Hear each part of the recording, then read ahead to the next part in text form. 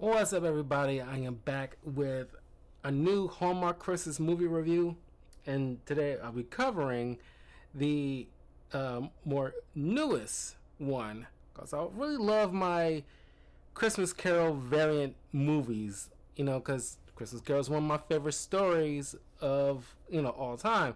At least one of them. It's like easily the top five. Like number one probably being Alice in Wonderland type of stuff. And I love this take on it here. Now, before I get into it, please like the video and subscribe and let me know what you guys think. What is your favorite interpretation of the Christmas Carol? And this is directed by Peter Benson, written by Christine Garver and Stephanie Jackson, and it stars Erin Krakow, who plays Ella Neezer. And there's like the puns on these classic names is kind of a groaner for me. We got Tyler Haynes, who's been in plenty of Hallmark Christmas films before, plays Jake Phelps. We got Emily Tennant, who plays Bobby Cratchit. Faith Wright as Ghost Pass.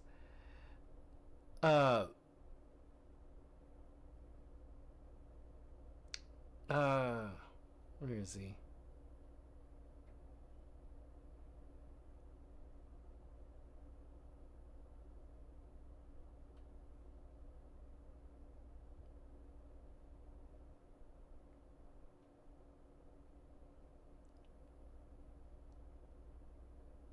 Holy crap, he's not even on this list. Well, anyway, we got Matthew Clark, who plays Ghost of Christmas Present. But there's like big black bald dude who look like he's been like a corn star or something like that, who plays Ghost of Christmas Future. So I don't know why he's not listed here on IMDb. It's very weird. Uh, uh, uh,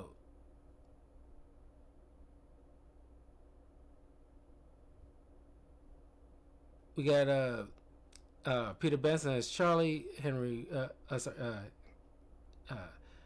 Brown and Miriam Davidson as Caroler 1 and 2. Carly Charters as Lydia Cratchit, the mother or sister of Bobby.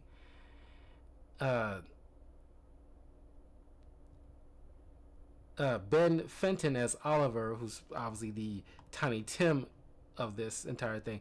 And I gotta say, God, I want to get this out the way because it kind of grates on me. I don't know how often I speak on this, but I cannot stand, the Tiny Tim type of individual. Is always overplayed, over dramatized, very like sappy, and they do this stupid God bless us, everyone. And it's like, golly, I hate it. I hate it so much because it's so doggone over the top sappiness.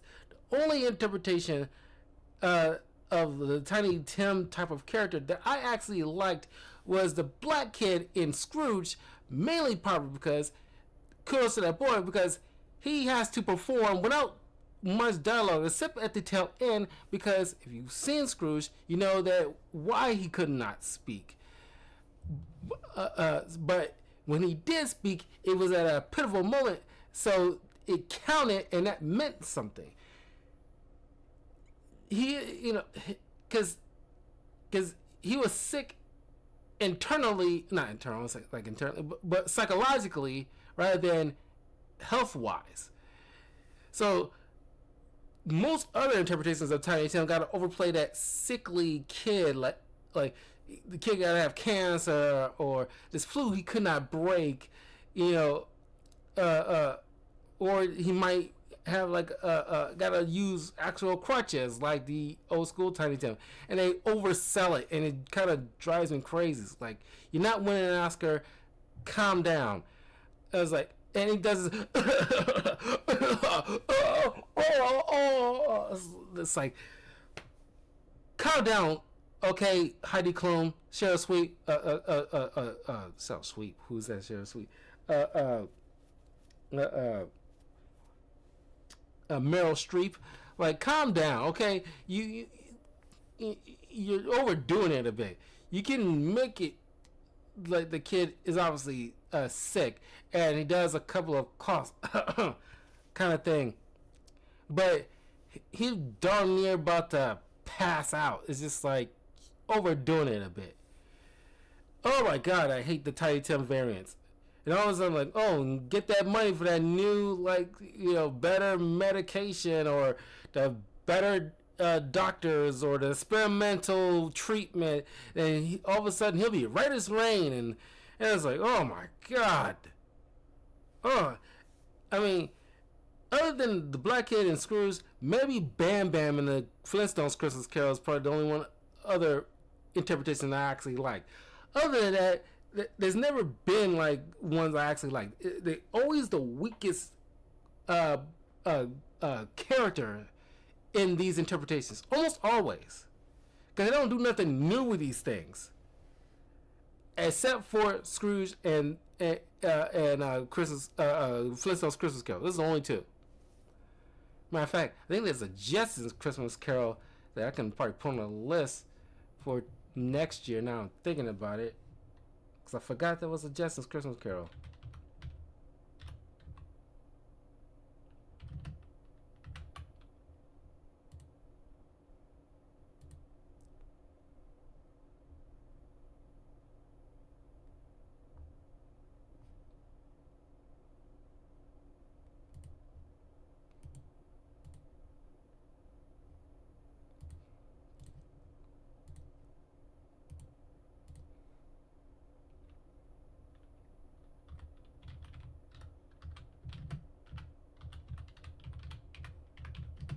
Now thinking about the Flintstones, it's like, oh yeah, the Jetsons had one too. Hanna-Barbera makes some incredible cartoons back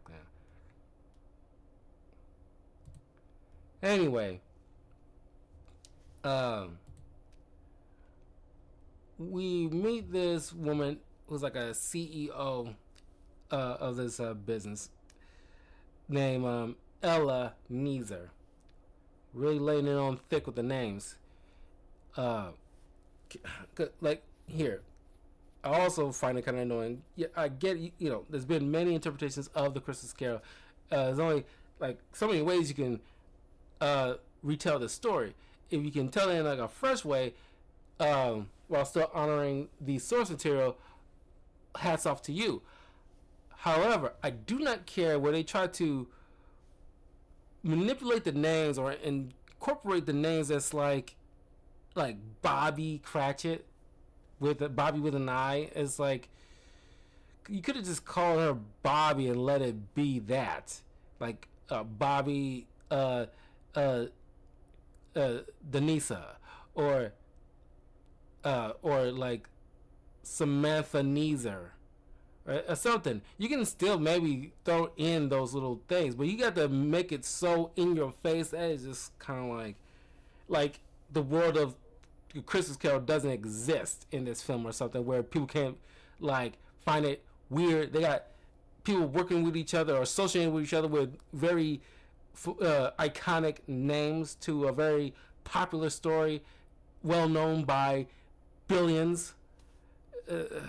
That part I gotta say that did not. I don't. Is that this movie's fault? It's just in general movies do things like that. I kind of groan at. Anyway, Ella clearly does not care for Christmas. Obviously, sticking to this whole miserly. Well, I wouldn't say she's kind of miserly, but she's definitely self-absorbed of an individual, where she doesn't treat Christmas like something that is about family and friends, and her employees who wants to celebrate Christmas with their families, but she's forcing them to work on during the holiday, while she wanted to skip it altogether by like almost every year she does this, where she chooses not to spend time with her family, with her sister and her husband and niece, where she flies to Australia, which from New York, which you know is a day trip. So she fundamentally will skip the entire day altogether. It's land on the 26th in Australia, so she can get past all that stuff. Because nowadays it's a very sad time for her, and she's rather not want to deal with it. Uh, there's like a nickname going around about her, in the office, calling her like I think they call her Krampus. Uh, that nice little jab to her. So she even forces her right hand, which is Bobby, who clearly has like a sick kid at home, and he's staying with relatives while she has to work on Christmas because she has to be right there by Ella's side, darn near on call. Uh, so she has to fly with her to Australia, and so therefore she can't spend Christmas with her kid because she has to work, make sure she has the money to pay for doctor bills, and even then is barely meeting that criteria because she's not getting paid all that much to make sure that her son's truly cured of whatever is ailing him, whatever. I think it's asthma or something. I don't know. Then she ends up bumping into at the airport her ex fiance, uh, uh, uh, Jake. So while they're flying in like first class, while Bobby's in coach, uh, uh, she's she's getting annoyed by a kid who's, let's be honest, is kind of annoying, trying to and then like this uh male stewardess who trying to keep things festive considering people are having to travel during the uh, Christmas holiday, try to maintain some festive activities and stuff, but she just like, I just want to relax. I don't want to be bombarded with this BS. So she's pretty much like a Scrooge in an entire plane flight. Well, I say that she's more annoyed rather than all out Scrooge, because I like when they lean into that, kind of like a Grinch like Scrooge, kind of like with Bill Murray in Scrooge. Like, he not only is annoyed by the holiday, but he is just like almost like a darn near a terror when people like when he's walking by and people are trying to like enjoy the festivities, and he's kind of like darn near flipping them off as he's walking by. It just like he not only doesn't want to celebrate, he will do it, go out his way to make sure it's just kind of like a bummer for everybody. And she does that, but not to that same extent. I really wish she could have just leaned in more into that persona.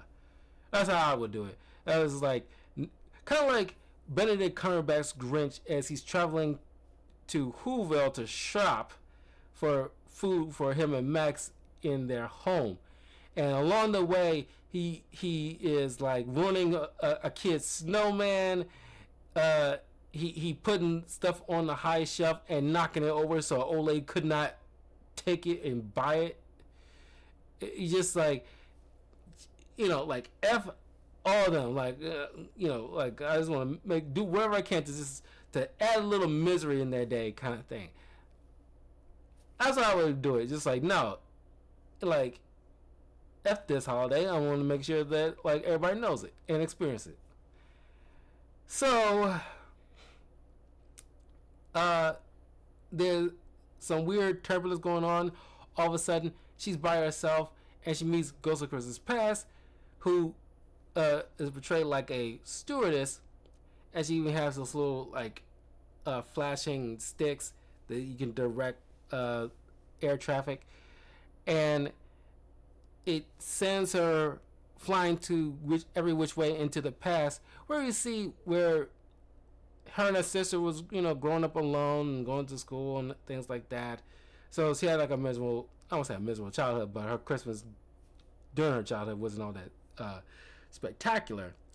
But then fast forward when she's in college, she meets up with Jake, who had like a blooming romance, great Christmases together, up until when she got her job uh, uh, at this firm that it was later named after her, but previously it belonged to her previous boss, the Marley type. Uh, her name's not on this list either. It's weird, but the Jacob Marley type, uh, which shows up, and instead of rattling chains, she's covered in seatbelt buckles from an airline that she's like stuck in.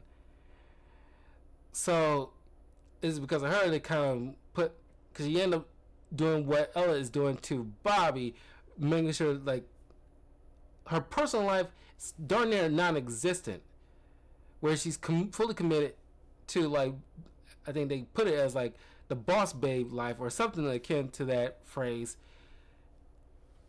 and personal life in terms of family and relationships, all that stuff is like has to be put on the back burner, because if you want to strive to reach this height as like a career woman, you have to make sacrifices. So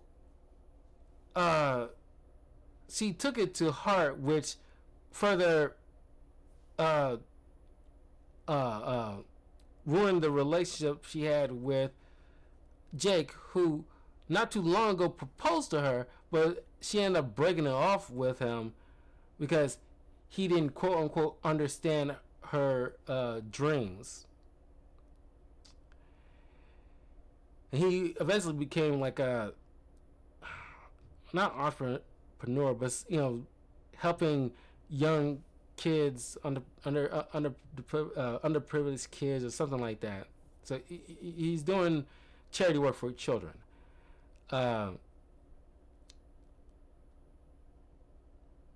So she is then taking him back to like the present, where she is not fully up. I want to say she actually doesn't really say the words "I'm sorry," but she just make a point to acknowledge to Jake, look, what happened in the past, I may have, like, made some poor decisions, and I put everything on you, and that wasn't right, and I want to let you know I acknowledge that kind of thing. So it's not necessarily like a full blown apology, but it's just at the very least hit some breaking some ground here, and it's like, look, I acknowledge that I kind of like should have handled things better, and I put it all on you when it was really on me. And then eventually she meets up with Ghost of Christmas Present, who's portrayed as like some type of airline pilot, and he takes her to the. I like the moment where he actually put on like a green long robe, like the OG Christmas Past typically would have worn, and see this big banquet, which the present really is like kind of tied to in terms of food and everything like that, and merriment. So she witnesses her family, and the fact that, like, even they kind of all but her sister clowns her about the way she carries on and not taking time to spend with her family that actually do care about her, and leaving her sister, kind of saddened because she wants to spend the holidays with her sister. We also see the co-workers, or at least her employees, you know, talk crap about her while trying to have some level of merriment at the bar.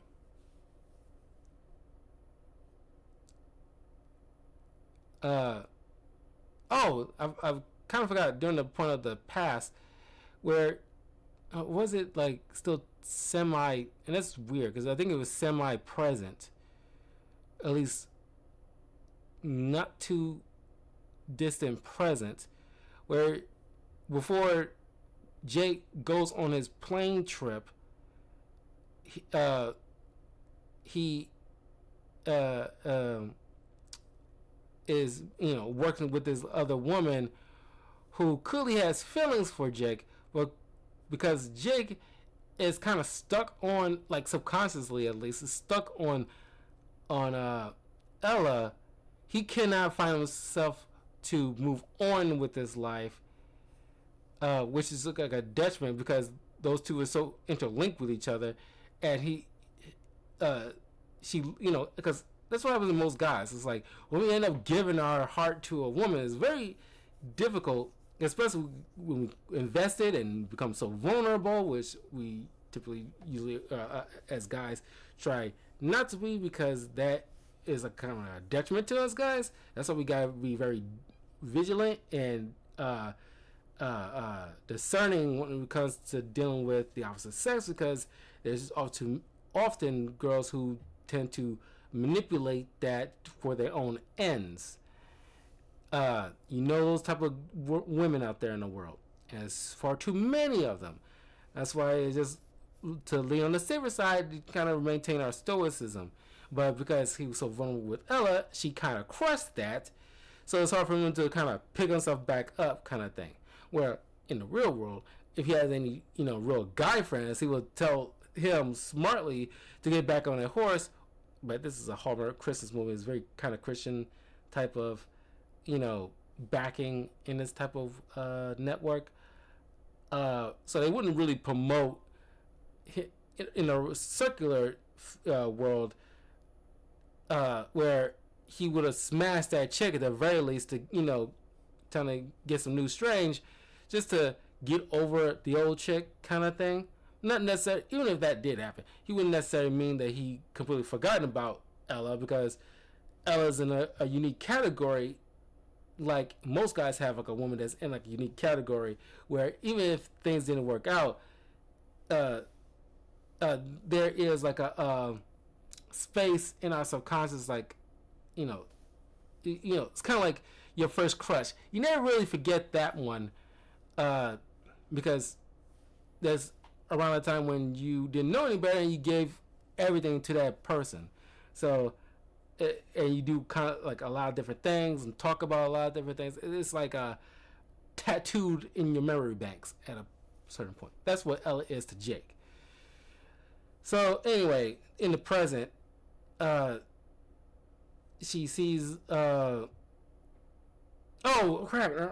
Kind of skipped over the past part, because as present goes to the show Ella about Bobby's family and what they're going through.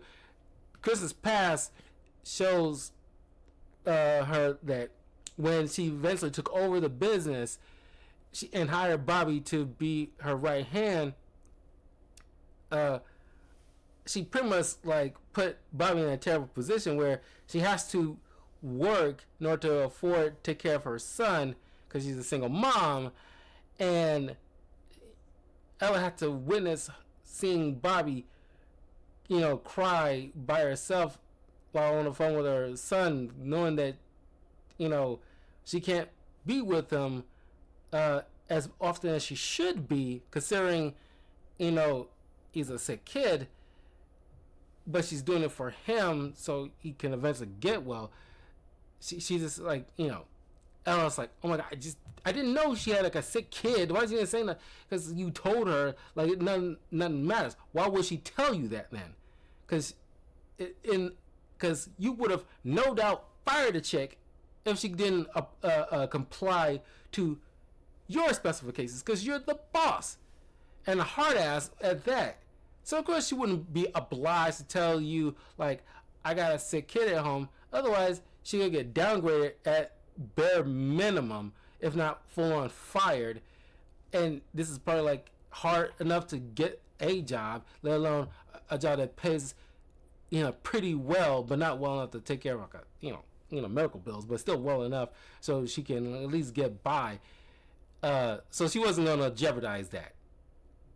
So you put her in an awkward position to choose between money and her kid.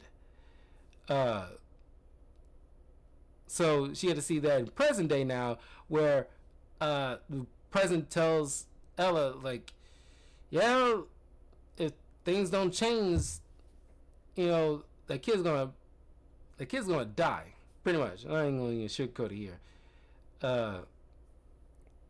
because she could not afford to keep up with medical bills. The kid got too sick and eventually perished. And this might sound sick because I can't help but think about during this scene as I was watching it. It would be kind of effed up if Ella says something akin to, like I said, this is my own effed up mind. Of course, nobody reasonably would say this, and maybe not in a Hallmark Christmas Carol type of vibe, but maybe another type of variant of this, where he would say something he or she would probably say something snarky like, well, she's still young and can you get another dude and knock her up and get another kid. So it's kind of like, that'd be kind of effed up to say, considering that she just, like, no reasonable person would say something like that. But it's just, my effed up mind is kind of like, she is kind of young and she can easily get another dude. So she can easily kind of replace the kid. So at least hell, not even just, she still looks so young and she not only can have another kid, she can probably have at least 3 to replace the one. It's, like I said, it's effed up. I'm not saying like that should be like a thing, but I'm just I'm not wrong.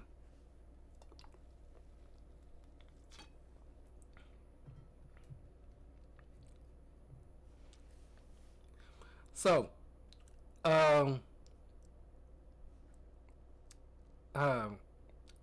we go back to the present, the actual present on the flight, and eventually, through shenanigans, because she's kind of worked up now, she eventually come across this big black dude, with dark shades, like Air Marshal Christmas Future, pretty much. And he doesn't say nothing. Like typically Christmas Future, you rarely do say anything. Which I kind of like. Like if a variant of the Christmas Carol have a Ghost of Christmas Future say anything, I'm immediately taken out. I immediately judge the entire thing because you're not supposed to say anything. That's the whole point.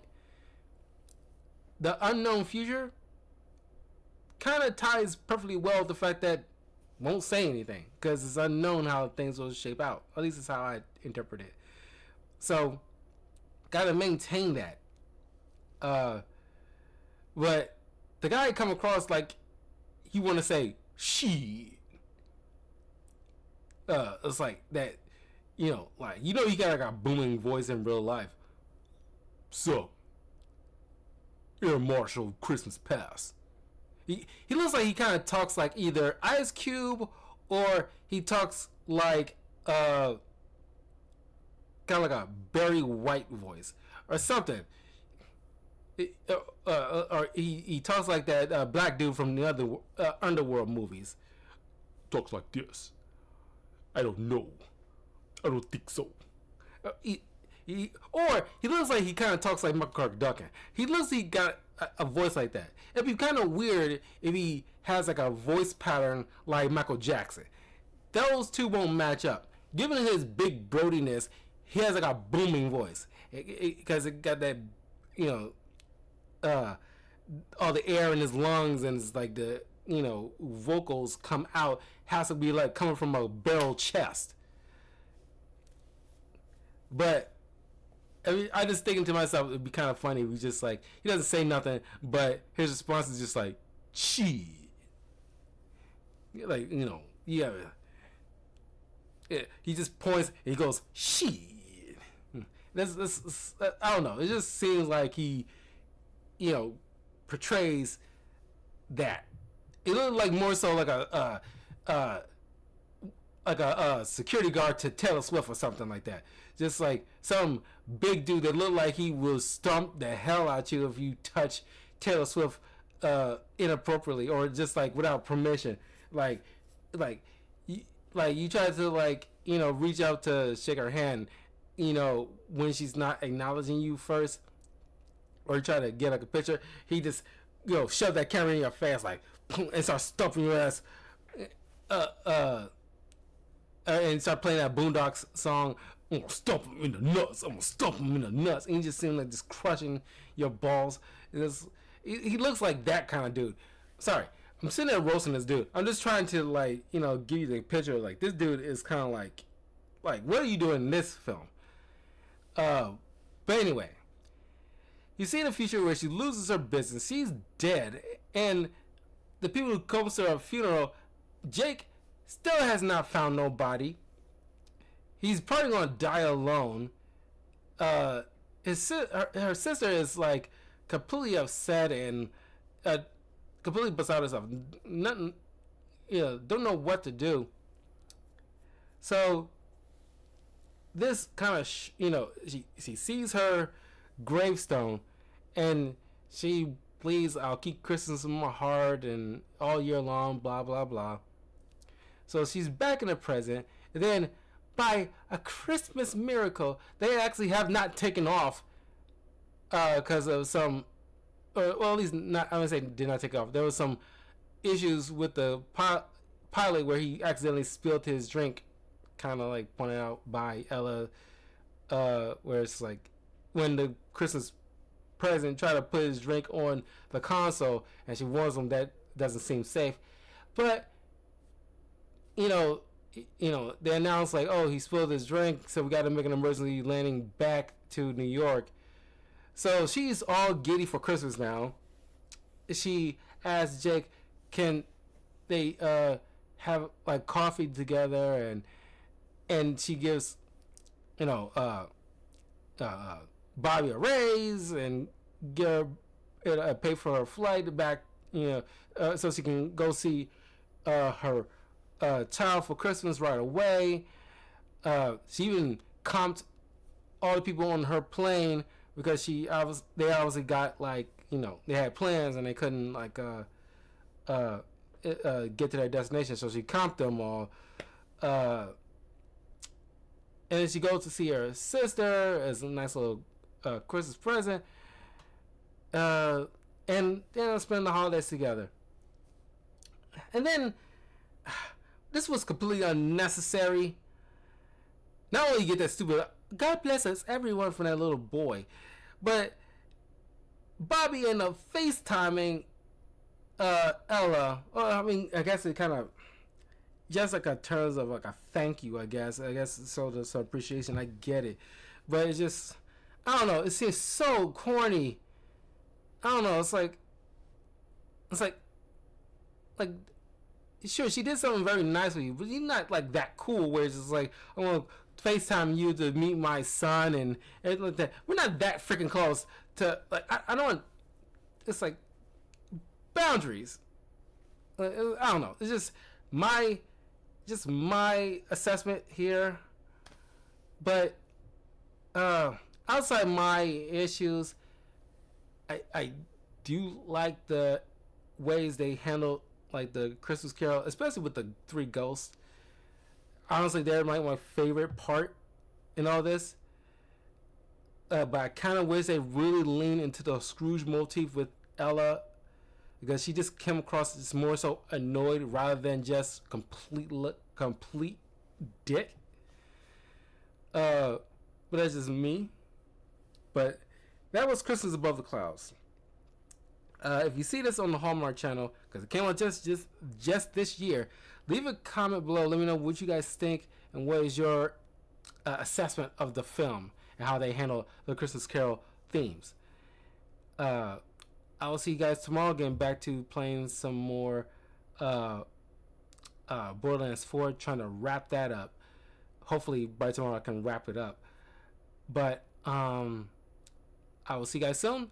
Take care. Have a great night, and hopefully you guys will have a great Christmas and a happy New Year. You filthy animals. Peace.